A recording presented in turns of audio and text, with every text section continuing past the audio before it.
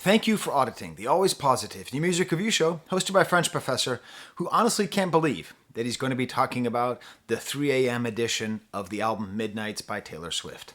You see, when I did my review on Saturday of Midnights, I thought it would go well. I didn't think it was going to go very well. You can never tell how the algorithm's going to work. And so I just threw out there, I only wanted to review the official album, the 13 tracks, the normal version. I didn't want to cover the 7 extra tracks. I wanted to treat it as like one piece of art and without kind of bonus stuff. But I just sort of threw out there, hey, if I get 10,000 views on this video, I'll do the other 7 tracks. Y'all started watching my video and sharing it and someone tweeted it? And so I'm at like 12,000 views on that sucker. So here I am. I'm going to be talking about the 3 a.m. version. And this is the thing. A lot of people commented, Sky, you have to review the 3 a.m. version. Those songs are better than Midnight's. So that's going to be one of the questions I'm going to try to answer. Are the 7 bonus tracks from 3 a.m. better than the 13 tracks on Midnight's? No. As my wife might say, don't be goofy. That's ridiculous. No. But maybe it makes sense why some people might think that. Especially if you are disappointed by the new album. When you hear bonus tracks, your expectations are lowered. So you end up like with a formal album, your expectations are through the roof if it's your favorite artist. And then bonus tracks is always just like, it's like finding money in the couch, Like if you look for money in the couch and you find a $1 bill, you're psyched because it's not just change. But, if you need money and you're at a store and you go reach in your wallet and you only have a $1 bill and you thought it was a 20, you're like pissed. So to a certain extent, when you listen to bonus tracks, you're always digging in the couch and finding paper money, right? But obviously it's not better than Midnight's. But the real question, and I think this is the question that people must be having fun asking, is the 3 a.m. version in its totality, that is to say, the 20 tracks all together, the 13 official tracks and the 7 bonus tracks, are those 20 tracks better than the album with just the 13 tracks? No, it's not even close. It's ridiculous. It's a ridiculous thing to say. Just wait a second. I'm not saying that the 3 a.m. version, the 3 a.m. songs, are not great. At worst, they are good, and at best, they are as good as any of the other 13 songs. But I go back to my initial treatise on Midnights, why I didn't review these tracks in the first place. Midnights is a unified album. It is a great piece of work. It is a work, okay? It's not just things thrown about. It's not just songs put together. There's a flow. There's a thematic flow from song to song. There is a atmospheric flow in between the actual production of the songs, the sounds of the songs. It exists as a complete work. And these songs are and will always be extra. Now, I want to say, one of my favorite albums of all time, top 5 favorite albums of all time, is In Rainbows by Radiohead. In Rainbows by Radiohead has a second disc, okay? And it's got tracks on there. It's got this one song, 4 Minute Warning, which might be my favorite Radiohead song, period. I love that song so much. But I would never want it on the actual album. Do you understand? In Rainbows is a perfect work of art. Midnights is a perfect work of art, or near perfect. I have to take more time to figure out if an album is a true masterpiece of perfection, But still, so we can just sort of appreciate these things. And the more fun thing to wonder is, why? Why don't these 7 tracks work with the other 13? Because none of them are bad.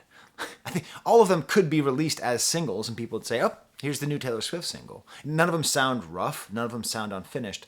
But here's some of my thoughts. I think the main difference is the perspective. On a lot of these songs, it's not from the first person, it's from the third person. That's one of the things I tried to say why I liked Midnight so much, why I liked it even more than Folklore and Evermore and Everflore, is that I like her personal side. And even though she's a great storyteller, truly great, and even though she imbues the characters that she sings about with personal elements that can only come from her perspective, right? She isn't writing about I don't know, a construction worker who's worried because he's not getting overtime and he might get passed over for foreman, right? She's not singing about that. She's singing about love and life and infidelity and all sorts of experiences that she can relate to. But still, I really prefer the stuff that is much more focused on her perspective and her, because that's how I like her music more. And then, so that's the lyrical content. And then there's the production. And this is a very fine difference because it's not like it's a total jarring difference. I was expecting to press play on the 3 a.m. version and hear Folkmore Part 2, the Folkening, or Evermore Part 2, the even evermore-ish, right? But not at all. And that's actually one of my favorite things. I talk a lot about my curiosity at the songwriting process of Taylor Swift. I know that she is involved. I know that she is the primary architect, but I don't quite understand how it works. What I love about this is there's a couple tracks produced by Aaron Dessner, who I associate a lot with that earthy acoustic feel. But there's no earthy acoustic on these 7 tracks, on the 3 a.m. version. It's really just more bleeps and bloops and synthesizers and more there. But still, it is less dream poppy in general. By that I mean it's less reliant on atmosphere and restraint. There's a little bit less restraint, especially in the production and the songwriting. It's a little bit more ambitious. The atmosphere is a little bit secondary. Her voice is very forward on these 7 tracks, whereas on the rest of the album, or on the proper album, on the Midnight version, it's a lot more atmospheric. So, let's get into the actual 7 tracks. Let's discuss them. Now, I'm telling you that I don't think that the 3 a.m. version is worthy of the Midnight's version. But that said, I am only ever going to listen to the 3 a.m. version, probably, because I like all these songs. It's the same thing. That's how I listened in Rainbows. I listened to both of those tracks together. But I still think it's important, intellectually, artistically, as people who appreciate artists and take them at their word, that we understand that these are 2 different things. This isn't one thing and a better version or a different version of that thing. They're 2 different things. Okay, let's get to my stamp, my example song, what I think best exemplifies the highlights of these 7 tracks. Click on the banana above the Brandenburg Concertos. More Bach in the background. Interestingly enough, the Brandenburg Concertos, he just sent them to somebody. He never even knew if they were ever going to be performed. They were basically Bach's bonus tracks. Like, he was applying to get a position, and he didn't get the position, and what he sent were the Brandenburg Concertos. So just some rich guy just got these music pieces and was like, 9. It's a stretch. The example song I wanted you to listen to is Bigger Than the Whole Sky. This one is co-produced by Jack Antonoff. And this is such a beautiful song. Again, one thing it does that the Midnight's songs do as well is there's a sort of form following function feeling where there's this wind-blown sound, the synthesizers in the beginning, which makes you think of a big sky. Whenever you have the words big and sky together, you often think, at least I often think of Montana, or I think of the West. So someone being bigger than the whole sky, I imagine I hear the whoosh, and I imagine being on a field and looking up and seeing the sky. 80s synthesizers, very warm, nothing but her voice too. Her voice is so far up with a little bit of reverb, very, very intimate, some nice pulsing bass. And this is what I'm talking about with the complexity here, that the chorus is it's got double hooks. It's got this beautiful chorus, and then the back has this whole could've, would've, should've been bit. It's a little bit more worked than the rest of Midnight's. I will say, and listen, on my Midnight's thing, I said that she sounded like Billie Eilish, and about 1,000 people said, well, it actually just sounds like Reputation. And I don't know Reputation yet. I'm waiting for her to do the non-Scooter version so I can review it. I respect the artist. She doesn't want me to listen to Scooter music. I don't listen to Scooter music. But this sounds a lot like Lana Del Rey. This very much feels thematically, melodically, its production. I mean, just these lyrics. Every single thing I touch becomes sick with sadness. Summertime sadness? I don't know. But it's not like it's aping. It's not just like imitation, but it definitely feels like it's in that realm. Goodbye, goodbye, you are bigger than the whole sky. You are more than just a short time. I've got a lot to pine about. I don't know about that word pine. I think it's a homonym joke. I really feel like lyrically this might actually fit better with the Evermore zone. Maybe that's why it's not in the proper album. I think this would have been the best song for taking part in the actual Midnight's album. But even then, when we're thinking about the big sky and we're thinking about pines, and pining means to long after someone, but it also means it's a kind of tree. And so when I hear her say the word pine, I imagine her in that Stella McCartney sweater and the braids and the warmth and the coffee cup and all that stuff. I've got a lot to pine about. I've got a lot to live without. I'm never going to meet what could have been, would have been, what should have been you, what could have been, would have been you. So this whole bit with the could've, would've, should've, this whole thing is like a whole hook that's added on the end of this chorus. So we have the beginning part of the chorus, which is a catchy, beautiful chorus, and the end of the chorus, which is a beautiful, catchy end of the chorus. And then a nice kind of slide guitar that comes right after this. And one thing I find interesting is that this theme of could've, would've, should've, which very clearly does not belong on Midnights. Taylor Swift is telling you the theme of Midnights is not this sense of regret and thought that is implied by could've, would've, should've. Because there are two songs that feature could've, would've, should've. There's the song coming up later, could've, would've, should've, and there's this song, which frankly could also be called could've, would've, should've. So already we're sort of understanding that these 7 songs have their own thematic links, but they are not linked to Midnights.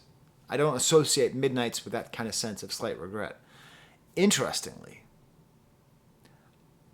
maybe she could do a could've, would've, should've like EP, because this song has nothing to do with the song could've, would've, should've. Seriously, thematically, and I'll get into that song later. That song is an absolute heartbreak. Makes me want to call the police, that song. Makes me want to call the FBI. Whereas this song is just sort of a general lover's regret of someone who she wished that she was with more, and that later song is essentially about a sexual predator or sexual predation. So it's really quite nice having this same formula, could've, would've, should've, but applied to totally different ends.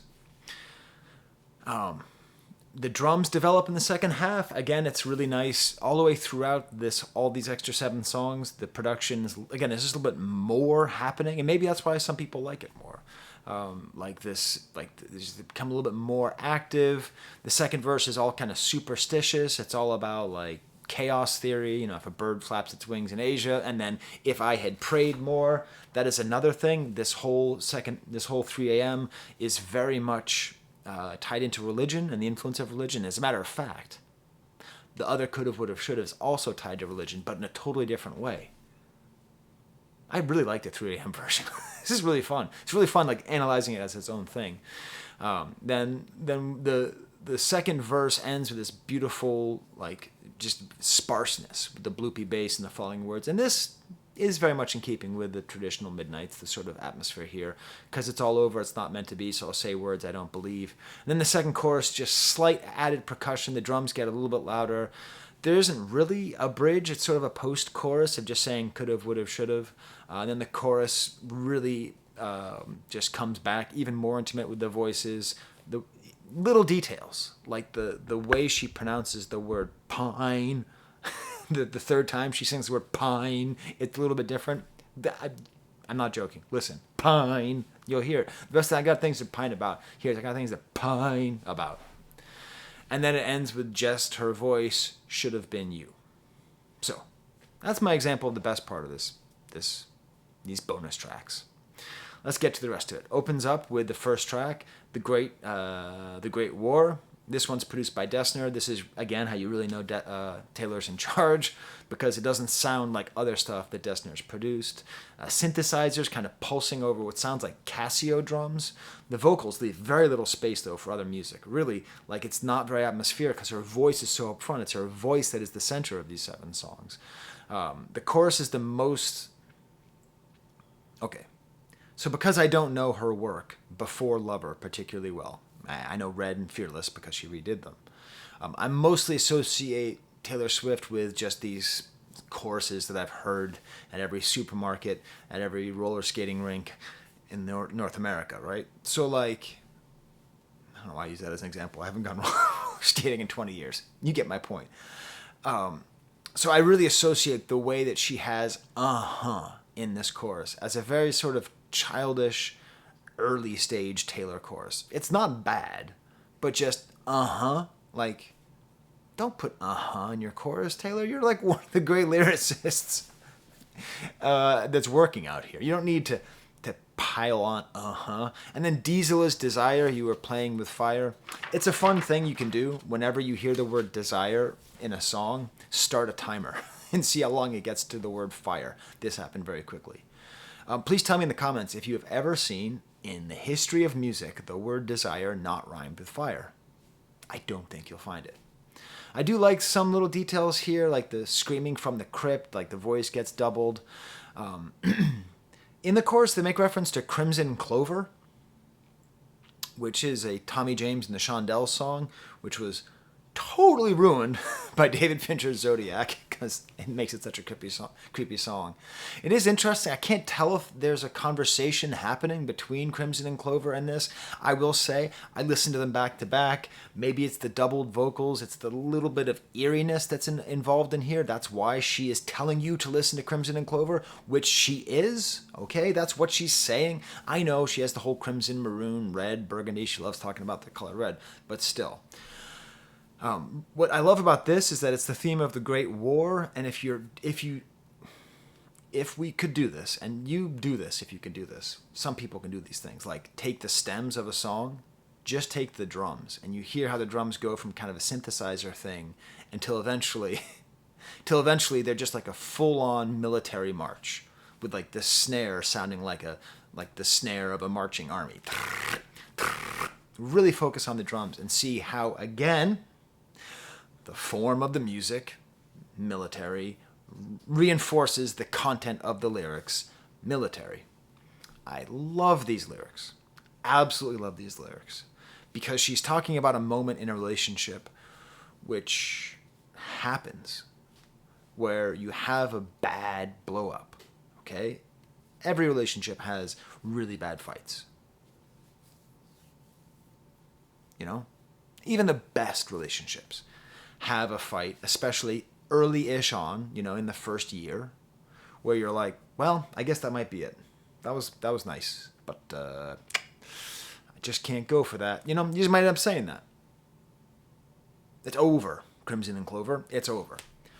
So using this military image, soldier down on the icy ground, looked up at me with honor and trust, broken and blue, I called off the troops, that was the night I nearly lost you. What I love about this, and she does this basically the entire time on these 7 songs. I almost think you could put Antihero in with these 7 songs, because Antihero is where she's really taking responsibility for her own bad actions, and for most of the rest of Midnight, she's not talking about her own bad actions. This song very much is her essentially saying, like, wow, like, we really screwed up. Like, this fight was a big fight, and I almost lost you. And that feeling of, like, thankfulness, of recovering from that, and the image of it being a great war, it's great poetry, it's great writing. So remember when you were super pissed at me for saying that you're goofy if you think that this is as good as Midnight's? It's not that I don't think it's good, it's that it's good in a different way. And this really is great. Bigger Than the Whole Sky is the next song, which I already talked about. Then we get to the song Paris. First of all, can I just say something? I'm a French professor. Paris is a place, okay? It's not an idea. It's a place. God damn it, musicians. Everybody. I sort of blame Kanye and Jay-Z for the way they talk about Paris, not just in the song they did together, but just in general. I sort of blame underground rappers like Conway, like West Side Gun with his album Pray for Paris. The way people talk about Paris. Even DJ Snake on his album has a song about Paris, but when he talks about Paris, it's about an idea. It's an idea of luxury and love. Paris is a place, okay? It is it is the best place you can go. If you have the choice to go to Europe and you can spend 1 week in Paris and 1 week in London, you better spend 2 weeks in Paris, because London is a garbage place with nothing to see compared to Paris. It's a place, okay? Stop acting like Paris is an idea. It's the greatest city in the world, the best museums, the best food, the architecture. Just walking down the streets is amazing. Okay? As an example, in London, the biggest tourist attraction is Buckingham Palace. Boring as hell. Nothing to do there. Biggest tourist attraction in Paris, Eiffel Tower. I've been up it 8 times. I'm not too much of a contrarian to tell you it's the greatest place I've ever been. Okay? It's not just an idea of love and exoticism and romanticism. You should learn French and go and live in Paris. And beyond that, of course, it's a real city, very diverse, filled with people from all over the world. So my anger at this song might be partly just my general frustration. Chainsmokers, you did it too. It's not just an idea. So, I can calm down, not give my little spiel. Feel free to like this video. Please actually do, even if you don't like me getting super mad about the way people talk about Paris. I shouldn't ask for likes right after I tell you I don't like a song. Swifties don't like it when you don't like stuff. But I'm so cute, right? I'm so cute when I don't like stuff, right? Okay, I really wish I could edit my videos so I could take that out. I think I'm blushing now. I should not refer to myself as cute. Smash the like bucket if you think or do not think I am cute. And subscribe. That'd be really great. I got a lot of subscribers off the last video. It's very nice. I really appreciate this interaction. Stick around. You might like my other stuff. I talk a lot about hip-hop. I talk a lot about pop. I talk a lot about, rock. I'm going to be talking about Carly Rae Jepsen eventually, if I can ever stop talking about Taylor Swift. So, okay, why don't I like this song too much? There are things I like about it. But the opening part of the song is too much of her.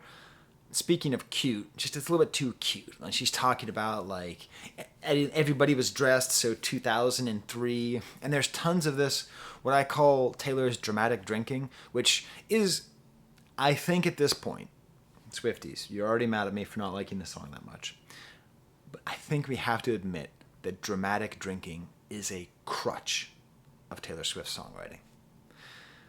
She sings so much about idiosyncratic times. I mean, even on the last album where she talks about like being on the couch and getting drunk on rosé and this whole thing, she uses alcohol in a very specific way to punctuate romantic moments, often ironically with the quality of the alcohol being bad, or in this case it being fancy because it's supposed to represent like Paris, cheap wine, champagne. It's a little too easy for me. Like if you just replace all the alcohol, if instead of saying, we were drinking champagne, you just replace champagne with like, ginger ale. Like, does it have the same strength? Like there's something about this a little too much. Interestingly, the flow on this is almost hip hop. Like, she's not rapping, right? I'm not going to call this a rap song, but a little bit, and especially the rhythms remind me a lot of like when you bang on like a lunch table to get a drum beat going. That kind of like feel. It's just too cute though, these lyrics. Sip quiet by my side in the shade, and not the kind that's thrown. I mean the kind under where a tree has grown. That's cool. It's interesting, the different usage of the word shade, but it's just too cute. But I do actually like the bridge. Confess my truth in swooping, sloping cursive letters. Let only the flashing lights be the tower at midnight in my mind. The idea that she's really tying home the idea that it's actually more this idea of Paris in her mind, and not just Paris as an idea, but Paris as a sort of memory and thought. And the way she sings that, Tower at Midnight, the words Tower at Midnight, reminds me a lot of Carly Rae Jepsen, which I'll eventually get to review. So I think this song is a miss. I think this is a good example of a song that is not only doesn't fit Midnights, but is just not worthy. It's just not as good as any of those 13 songs, and I don't even think it's close. But it's still a good song. I still like it. I still enjoy listening to it. I'm not going to skip it. But then we get to the next song, High Infidelity, which might be the best song. High Infidelity is definitely as good as anything on Midnights. I know it doesn't fit with the rest of the album, but still, do you understand where I'm going with this? How many times do I have to repeat myself? I'm repeating myself too much. You just hit the down button.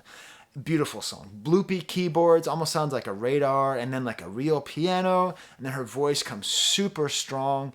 I think this is a reference I think this song is in conversation with the song High Fidelity by Elvis Costello.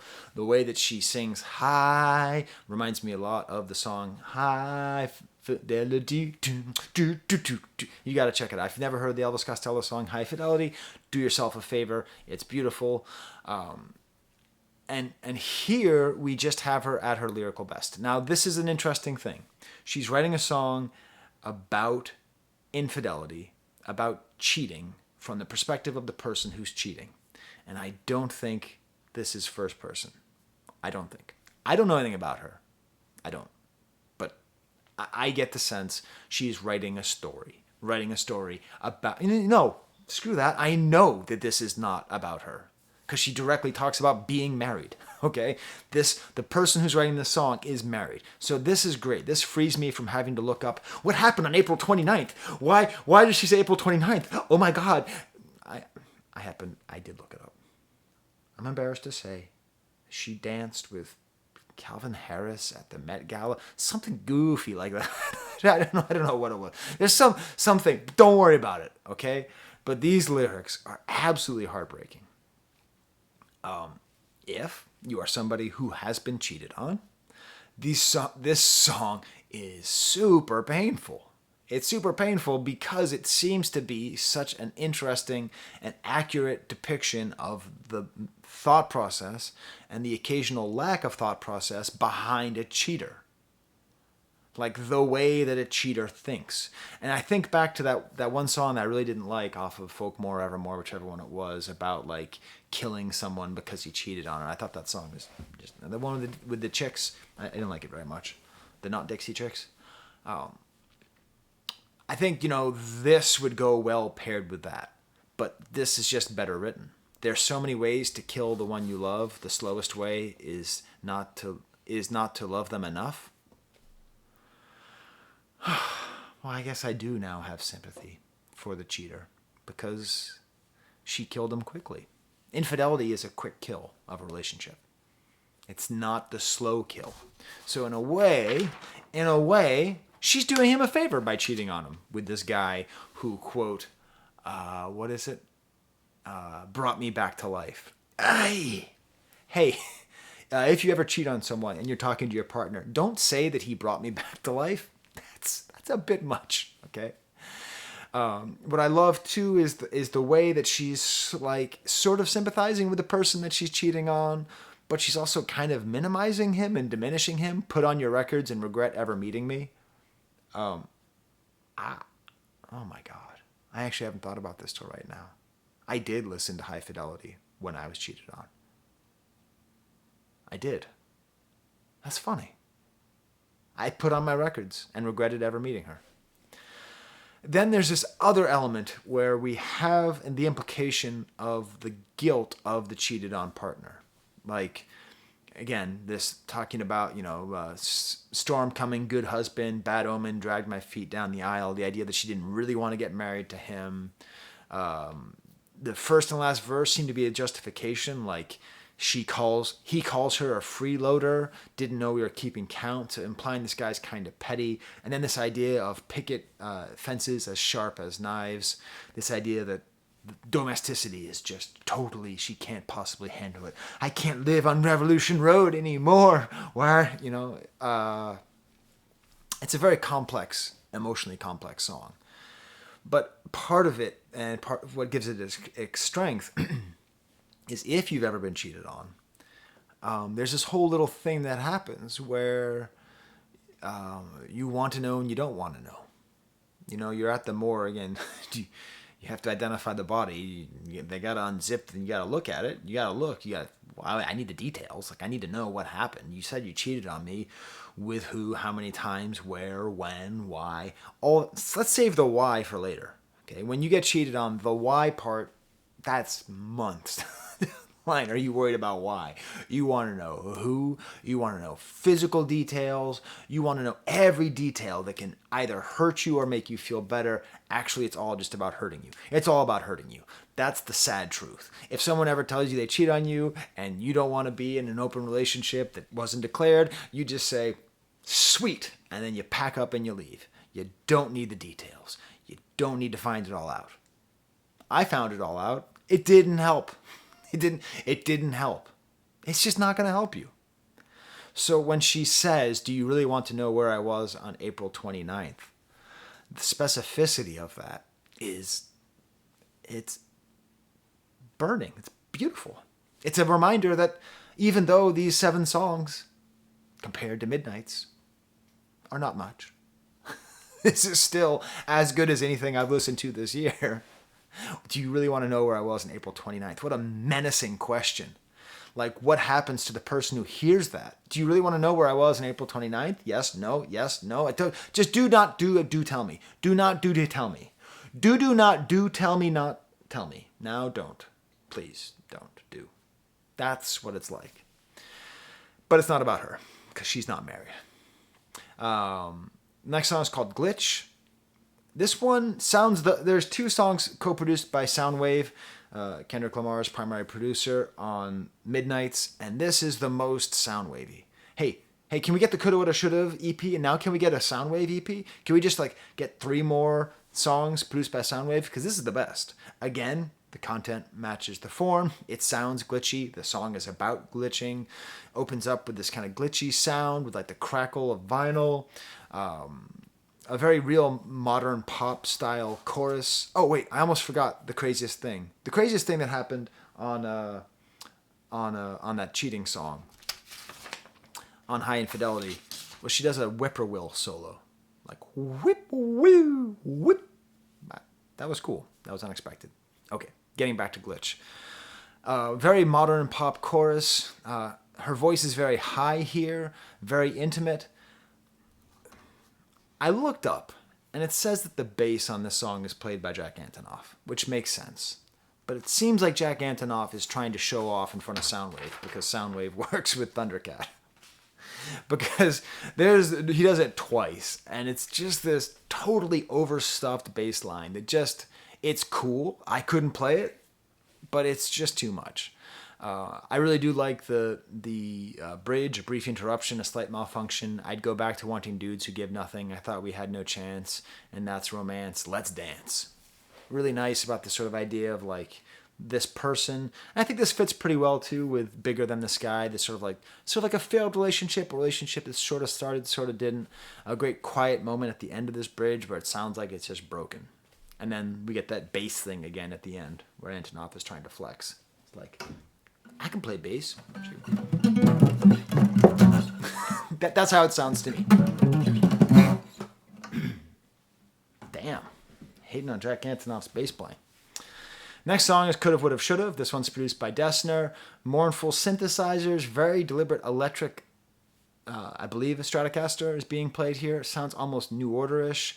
A very rocking chorus. This song is the easiest song I've ever heard of Taylor Swift. It could just be turned into a rock and roll song.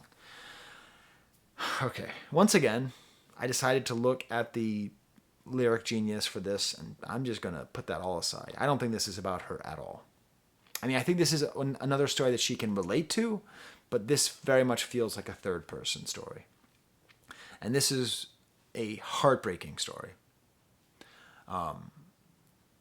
I once knew a woman who told me about when she was 19 or 20, and she met this older guy who was in his 40s and had a private jet and would take her around and stuff. And I remember just feeling oh my God, I bet that happens all the time. That's just terrible. All these young women just being preyed upon. And I get it that it's legal, and I get it that they have agency. I understand that too. I'm not saying it's rape or whatever. Ooh, it's going to demonetize me. I'm not saying it's RAP3. But I don't like it. I don't like it. I don't like it because the kind of young woman who would get on a private jet with a virtual stranger is someone who probably needs more help and needs not to be taken advantage of. This song seems to be about women like that. Again, very kind of Lana Del Rey-ish, sort of thematically, even the way it's sung. But this chorus, God's honest truth is that the pain was heaven, and now that I'm grown, I'm scared of ghosts, memories feel like weapons, and now that I know, I wish you'd left me wondering. This whole idea that she enjoyed it. She enjoyed this sexual relationship with a much older man when she was in her teens, which is what the song is telling you. The pain was heaven. But now she's scared of ghosts. Very different ghosts than those that are found on the regular midnights. And she regrets it. And the song is about repentance. It's about disillusionment because this person, this character, is very devout. And she always puts it in these kind of moral, religious terms. Never would have danced with the devil. Dancing with the devil is banging, okay? Don't get it twisted. This song is about banging. Moreover, this song is about deflowering, to use a florid term, about losing one's virginity. That's what the song's about. It's about a girl, a woman, remembering when she was a girl, being preyed upon, legally being preyed upon by an older man, overcoming the defenses that she had, which were not strong defenses. Religious defenses are not strong against the sexual impulse. They're just not. There's one thing history can teach you. Religion is powerless against sexual urges. Check the history books, okay? Just look it up, all right?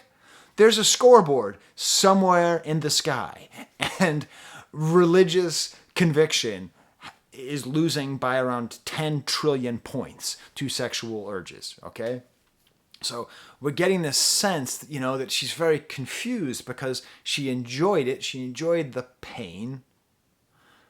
The pain was heaven, but it was dancing with the devil. And then ultimately, now that she's older, the memories feel like ghosts. And as she says in the bridge, I regret you all the time. So she actually regrets. And maybe it's not literal virginity. Maybe it's just innocence. Okay? Because don't forget, virginity is meaningless. In case you didn't know, by the way, it's meaningless. All of it's meaningless. All of it's patriarchal bullcrap. It doesn't matter. Anyways.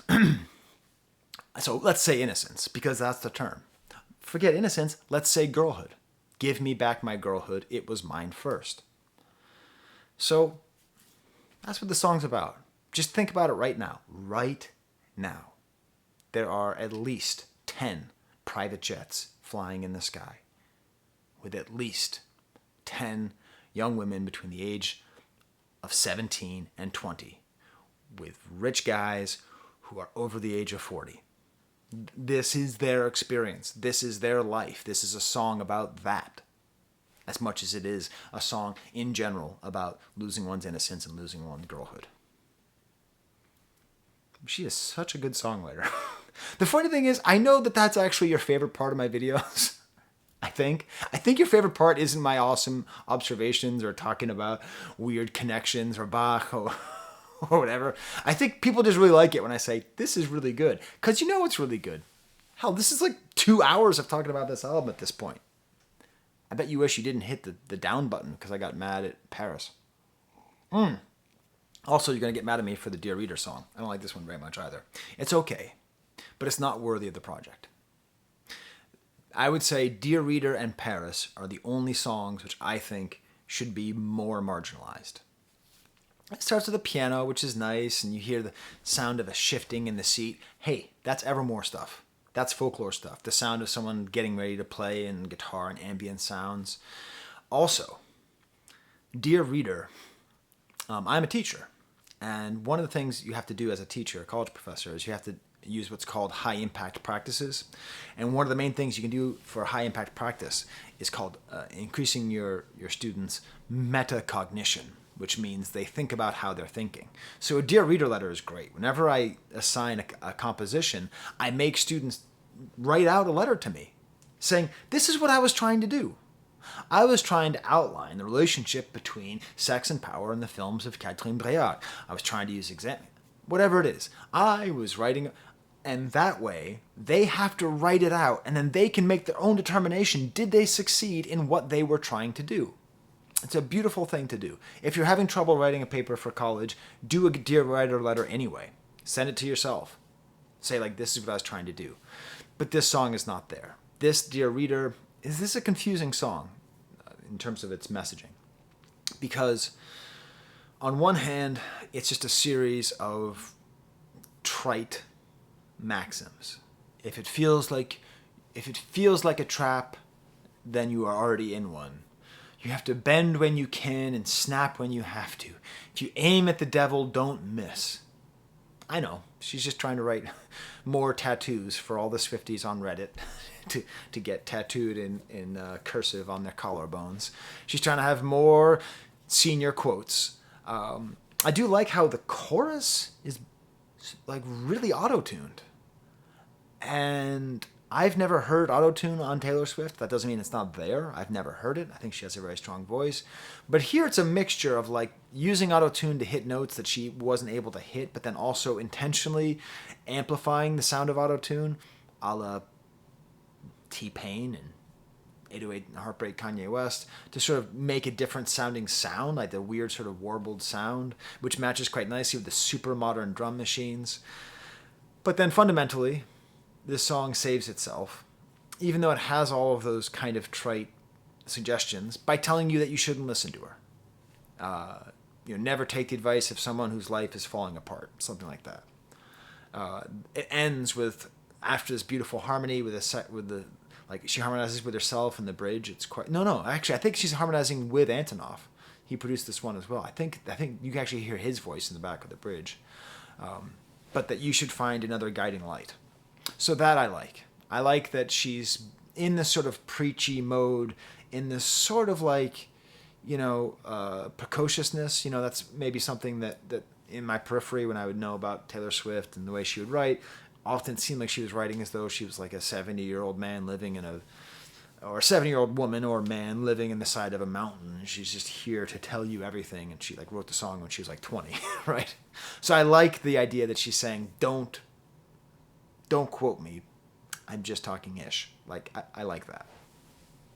So there you go. There's my review. I don't know what I'm going to do if this hits 10,000. I don't know. If this hits 10,000 by Halloween, I'll buy a blonde wig, okay? I'll go as Taylor Swift for Halloween. But I don't think that's going to happen. I'll do the eyeliner too. Like cat's eyes. I'll go all out. I think I kind of want to do that anyway. No, got to get me to 10,000 views so you can have the Professor Sky Taylor Swift costume reveal. All right, these are my Patreons. They give me money so that I can buy music, which is awesome. I got a lot of them now. So you want to join them? Go to Patreon. Oh, everyone loves seeing my dogs. Let's see where they are. Just because Swifties love dogs, because Swifties in general are warm-hearted people who like good things. Let's see how they're doing. Toby's stretching. Bo's got Zubat. Bo, you gonna make a funny face? Are you making a funny face, Bobo? Yeah. How about you, Toby? Are you gonna whine? Oh no, you're gonna yawn. Oh, look at his teeth. Look at his teeth. Look at how funny they are. Look how funny they are. All right. Oh, Bo's going for surgery tomorrow. Wish him luck. Bye.